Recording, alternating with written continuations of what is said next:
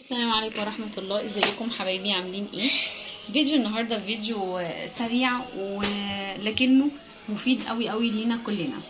الفيديو بتاع النهاردة هو ريفيو عن انواع البانسينول، وهقول لكم من خلال تجربتي معاهم مع الانواع ديت الافضل بينهم. كريم بانسينول اكيد كلنا عندنا بانسينول، بس اكيد مش كلنا جربنا كل الانواع ديت او شايف الافضل ما بينهم او الاحسن ما بينهم.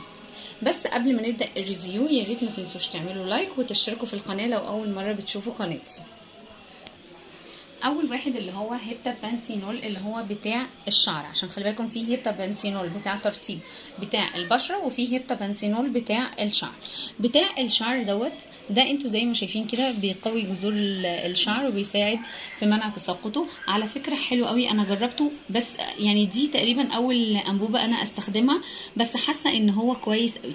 وزي ما انتوا ما شايفين هو فيه مجموعه زيوت حلوه قوي، في زيت الارغان والجوجوبا والفيتامين ه وزبده الشيا، يعني مجموعه من الزيوت المفيده قوي قوي في ترطيب الشعر وتنعيمه ومنع الهيشان ومنع التقصف ومنع تساقطه كمان.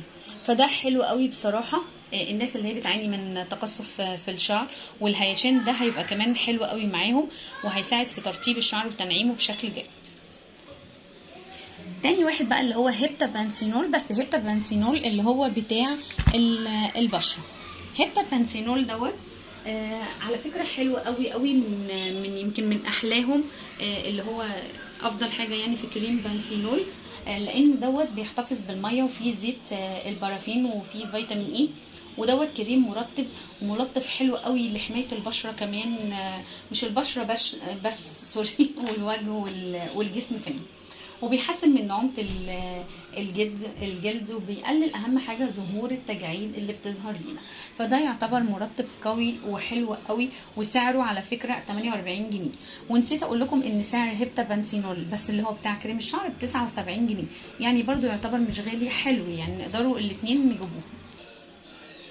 ويلا بينا بقى نشوفوا البيبي البنسينول ده طبعا هو فيه منه احجام، بس انا جايبه الصغير بتاعه لان ده ما بيطلعش من شنطتي، يعني اي حد ممكن ياخد اي كريم كده مرطب معاه صغير، اي نوع هو بيحبه. انا بحب اخد اللي هو البنسينول ده موجود دايما اساسي في الشنطه الاساسيه اللي موجوده معايا في كل مكان.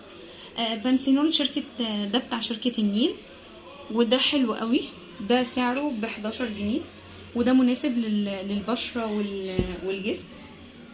بس عايزه اقول لكم هو انا بستخدم يعني اخداه في شنطتي اللي هو بره، يعني مش بحط منه هنا كتير، لانه بحس ان هو مش بالكفاءه بتاعت الانواع التانية بتاعت البانسينو، لانه تقيل. فبس بقى مفيد في ايه؟ بيعالج الجفاف اللي هو الشديد قوي، الناس اللي هي بتعاني من جفاف شديد قوي وخاصه في الشتاء، ده هيبقى مفيد جدا معاهم. وده برضو بيحتوي على البنسينول بتاعه اللي هو بتركيز برضو 2% زي التانيين عادي خالص.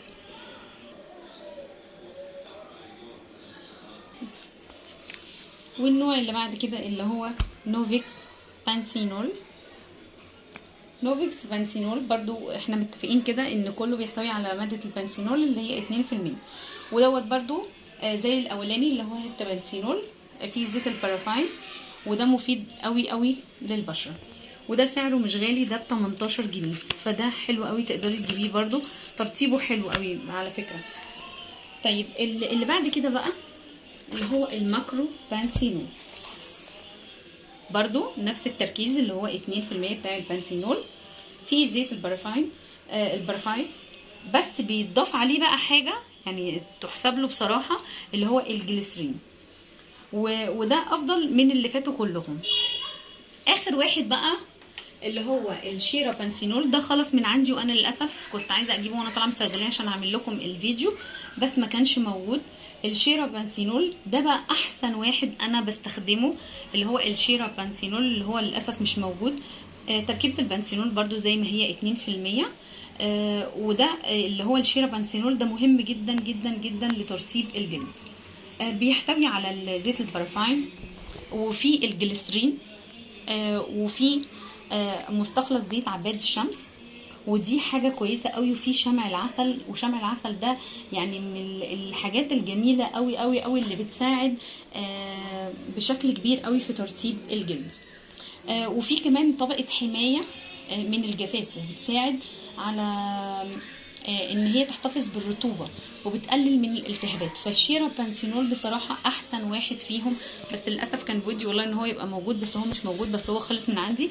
بس انا اكتر واحد بستخدمه هو شيرا بانسينول، يعني دايما هو يخلص اجيب شيرا بانسينول. هو زي ما قلت لكم الصغير اللي هو بتاع النيل، علشان دايما انا باخده معايا في شنطتي. اتمنى ان الفيديو يكون سهل ولذيذ كده عليكم، واتمنى ان الفيديو يكون عجبكم. ما تنسوش تعملوا لايك وتشتركوا في القناه لو بتشوفوني اول مره، واكتبوا لي في الكومنتات الفيديو عجبكم ولا لا.